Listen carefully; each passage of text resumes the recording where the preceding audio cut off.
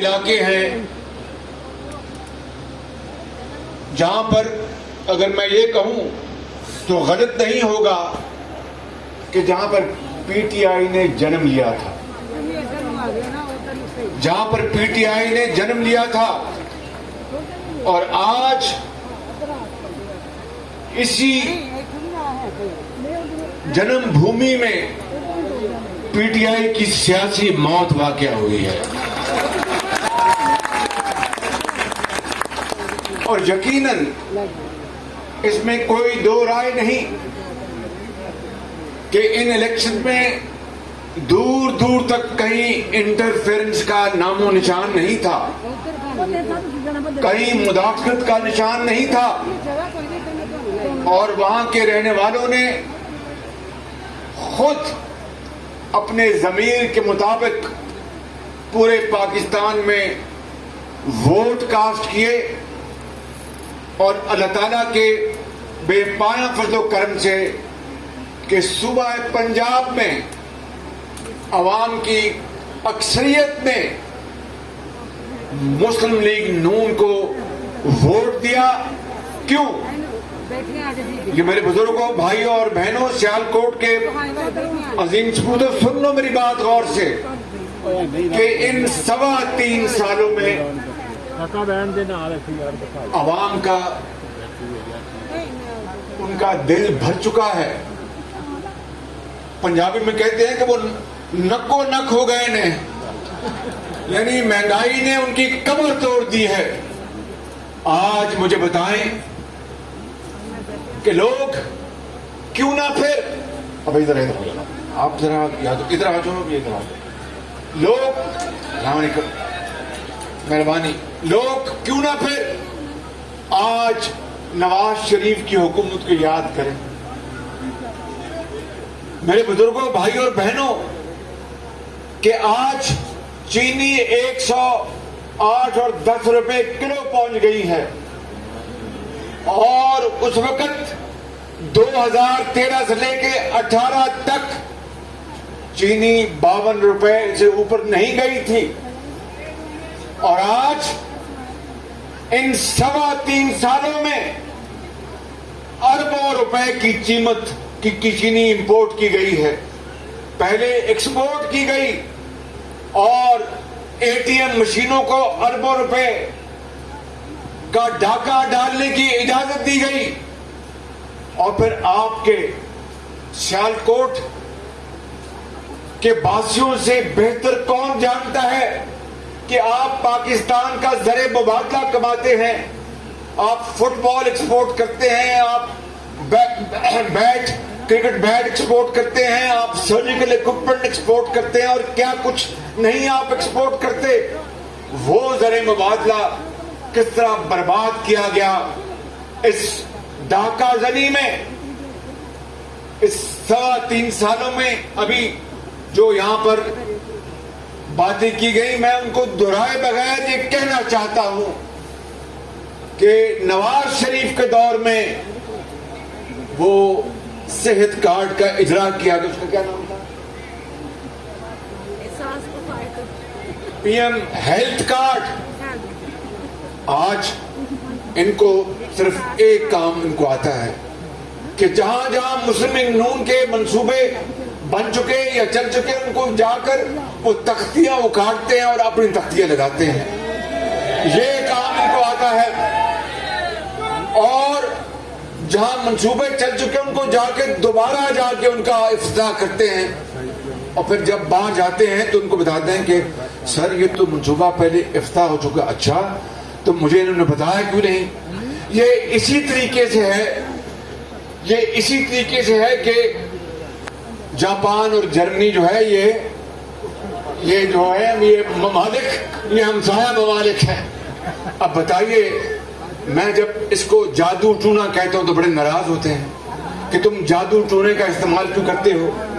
پھر میں جب کہتا ہوں کہ یہ کسی ڈبہ پیر نے بات کی ہے، پھر اور ناراض ہوتے ہیں کہ ڈبہ پیر کی بات کیوں کرتے ہو۔ تو پھر میں کیا بات کروں، میں کیا کہوں کہ اس طرح کی فاش غلطیاں اور پاکستان کی معیشت کی بربادی جو ان کے ہاتھوں سے ہو رہی ہے آج، आसमां भी रो रहा है। आप यकीन करें कि यहाँ पर बैठे होंगे और ज़ाहिर है कि ज़मीर के मुताबिक 2018 में इस मजमे में बाज़ लोगों ने, क्यों नहीं, उनका हक है कि शायद इसलिए वोट दिया होगा पीटीआई को कि एक सही तब्दीली आ जाएगी। और किस तरह दिन रात रियासत मदीना का नाम लिया जाता रहा इन 3.25 सालों में। तो बताएं कि रियासत मदीना में कोई भूखा सोता था? बताओ मुझे, रियासत मदीना में कोई भूखा सो सकता था? रियासत मदीना में कोई नाइंसाफी हो सकती थी? रियासत मदीना में इस तरह की महंगाई से लोग बेहाल हो सकते थे? दिन रात आप रियासत मदीना का नाम लेते हैं और अमल उसके 100% उसके खिलाफ। तो फिर क्यों नहीं कि इन कंटोनमेंट बोर्ड में अवाम ने भरपूर आपके खिलाफ यकजुबान वोट दिया है और आपने गवर्नर हाउस आके मीटिंग्स की कि मुझे ये इलेक्शन मुझे जीतना है, उसके लिए जो कुछ भी आईबी कर सकती है और जो कुछ भी पंजाब हुकूमत कर सकती है वो करे। मेरे बुजुर्गों, भाइयों और बहनों, आज 3.25 साल बाद लोग मुस्लिम लीग नून और नवाज शरीफ की हुकूमत को इसलिए याद करते हैं कि अस्पतालों में दवाइयां मुफ्त मिलती थी, अस्पतालों में दवाइयां मुफ्त मिलती थी, अस्पतालों में सीटी स्कैन मुफ्त होते थे और आला किस्म की दवाइयां मिलती थी। अस्पतालों में इलाज डायलिसिस फ्री होता था और कौम के लाखों बच्चों और बच्चियों को उनकी आला तालीमी काबिलियत की बिना पर लैपटॉप्स फ्री मिलते थे इनाम के तौर पर। और ये कहते थे उस वक्त कि शहबाज शरीफ लैपटॉप दे रहा है ये रिश्वत के तौर पर।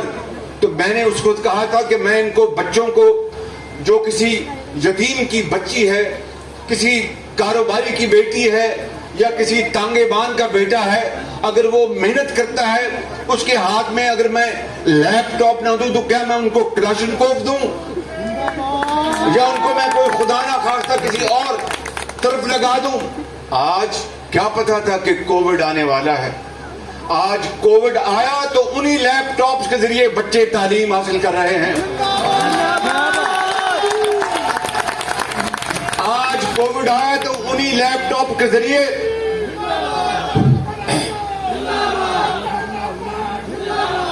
मेरे बुजुर्गों, भाई और बहनों, मैं लंबी बात नहीं दोहराना चाहता।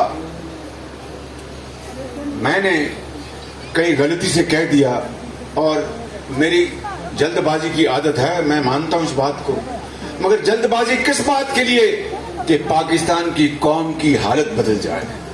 यहाँ पर गरीब, बेरोजगार, यतीम के ऊपर ये कौम दस्ते शफ़क़त रखे और हज़रत कायद आज़म ने अजीम तहरीक के जरिए और कुर्बानियों के जरिए जो मुल्क बनाया था, खुदादाद मुल्क पाकिस्तान, वहां पर अल्लाह की हाकमियत हो और हर एक को उसका हक मिले।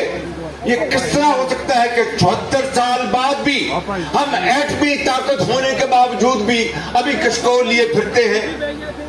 जो शख्स ये कहता था कि अगर डॉलर के मुकाबले में रुपया 1 रुपया गिर जाए तो वो वजीर आजम करप्ट है, जो शख्स ये कहता था कि अगर बिजली के बिलों में इजाफा हो जाए तो वो वजीर आजम करप्ट है, तो आज तो रुपया डॉलर के मुकाबले में 170 रुपए पे पहुंच गया। आज बिजली के बिलों में, आज और कल भी पेट्रोल बम चला और बिजली का बम चला, तो फिर करप्ट कौन है? मैं इस बहस में जाए बगैर ये कहना चाहता हूं कि ये धोखा और फ्रॉड था जो आपके साथ 2018 में इस नियाजी ने आपसे किया था और झूठे वादे किए थे कि 300 अरब डॉलर मैं बाहर से लेके आऊंगा, और उसके एक साथी ने कहा कि 100 अरब डॉलर IMF के मुंह पे मारेंगे और 100 अरब डॉलर पता नहीं किसके मुंह पे मारेंगे। और मेरे बुजुर्गों, भाइयों और बहनों, आज दिन रात हम IMF से हम कर्जे मांग रहे हैं, दिन रात नोट छाप रहे हैं। कहां 50 लाख घरों का वादा किया, कहां 1 करोड़ नौकरियों का वादा किया। ایک نوکری تو دینے کی بات دور کی ہے، آج 50 لاکھ لوگ بے روزگار ہو چکے ہیں، اور گھروں کی بات کر لیں تو بھی ایک گھر کے اوپر ایک اینٹ تک نہیں رکھی۔ آج یقین کر لیں کہ ایک 6 افراد کے گھرانے کے لیے زندگی ان کے اوپر تنگ ہو چکی ہے، جینا مشکل ہو چکا ہے، جسم کو برقرار رکھنا مشکل ہو چکا ہے۔ 30-40 ہزار روپے میں تو جناب آپ کا ایک وقت کی روٹی پوری نہیں ہوتی، کہاں سے بجلی کا بل آئے گا، بیمار ماں کی دوائی کہاں سے آئے گی، اور وہ سلیپر اور ایک بنیان اور پجامہ اور قمیض کہاں سے آئے گی، یہ حالت ہو چکی ہے۔ تو میں سمجھتا ہوں کہ میرے بزرگوں، بھائیوں اور بہنوں، آپ کو آج ان کے خلاف جنگ کرنا ہوگی، آپ کو مہنگائی کے خلاف جنگ کرنا ہوگی، آپ کو ان کی کرپشن کے خلاف جنگ کرنا ہوگی۔ ہمارے ساتھ انہوں نے جو جنگ کی ہے اس کی رویداد خواجہ سعد رفیق نے اور دوسرے ساتھیوں نے بتا دی۔ خواجہ آصف صاحب ان کی جب جیل یاترا ہوئی تو میں بھی اس وقت وہاں پر ان کا ساتھی تھا، ان کا انتظار کر رہا تھا، دعائیں مانگ رہا تھا کہ یہ جیل نہ آئیں، لیکن شکر ہے کہ وہ ان دنوں آئے جب میں وہاں پر تھا، شدید سردی تھی، اور ان کو میں بالکل آپ کو بلا خوف تردید بتانا چاہتا ہوں، پہلی رات حکم آیا اوپر سے اسلام آباد سے کہ خواجہ آصف کو شدید سردی۔ کس مہینے میں آپ آئے تھے؟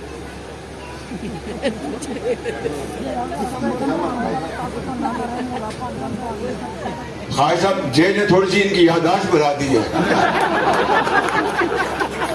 یہ دسمبر میں آئے تھے، ضد کر رہے تھے کہ جنوری میں، اور میں نے کہا نہیں، میں دسمبر میں وہیں تھا، آپ دسمبر میں آئے وہاں پہ۔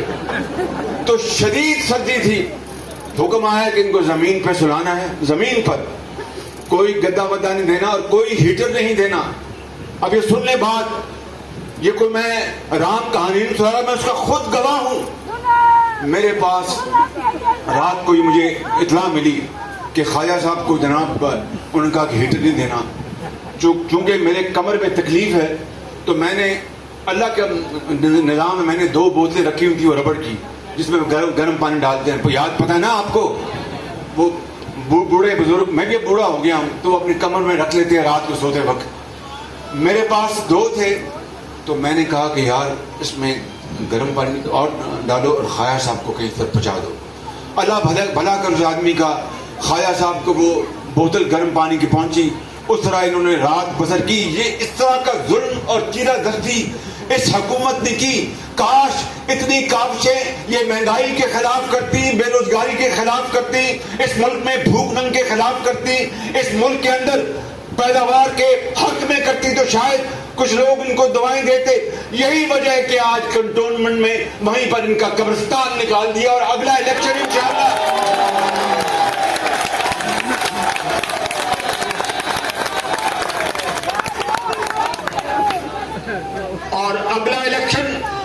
اگلا الیکشن اللہ تعالیٰ نے چاہا تو اگلا الیکشن آپ کا ہوگا انشاءاللہ۔ اگلا الیکشن نواز شریف کی قیادت میں مسلم لیگ نون پورے پاکستان میں میدان مارے گی انشاءاللہ تعالیٰ۔ اس کے لیے ہمارا مطالبہ جائز نہیں بلکہ پرزور مطالبہ ہے، مطالبہ نہیں، یہ قوم کا حق ہے کہ الیکشن فری اینڈ فیئر کرنے ہوں گے۔ اس مرتبہ کوئی جھلو کو برداشت نہیں کرے گا، اس مرتبہ کوئی سلیکٹڈ کو برداشت نہیں کرے گا۔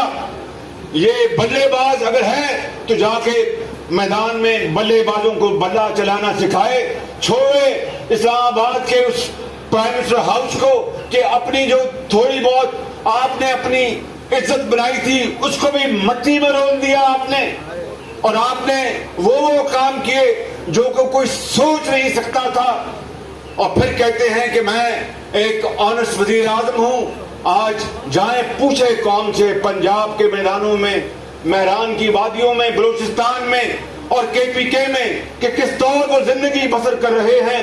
میں کوئی یہاں پر بڑی بات نہیں کرنا چاہتا، اللہ سے ہمیشہ ڈرنا چاہیے اور توبہ کرنی چاہیے۔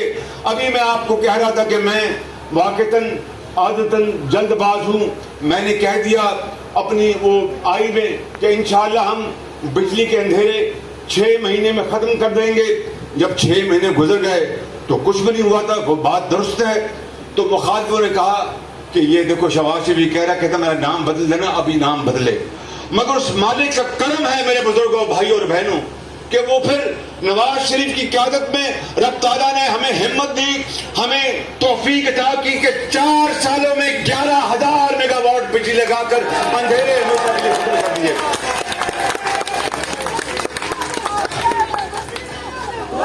اسی طریقے سے اگر ہمیں موقع ملا ہوتا, بڑی بات نہیں کرتا, یہاں پر بڑے ایکسپرٹس بیٹھے ہیں, ایسر اقبال ہیں, سعد رفیق ریلوے کے منسٹر رہے, خایا صاحب واٹر اینڈ پارک کے منسٹر رہے, اور کچھ دوست یہاں پر موجود نہیں, پنجاب کے رانا ثناء اللہ تھے میرے ساتھی, اور بھی یہاں پر بیٹھے ہیں جنہوں نے بڑی خدمات انجام دی ہیں.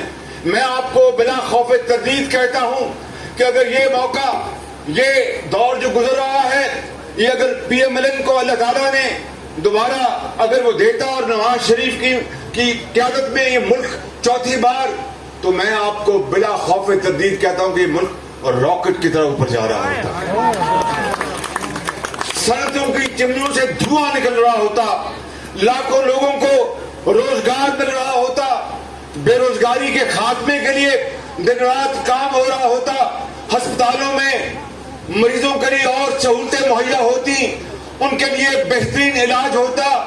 میں بڑی بات نہیں کرتا, ڈینگی آئی تو آپ جانتے ہیں کہ ڈینگی سے کس طرح ہم لڑے.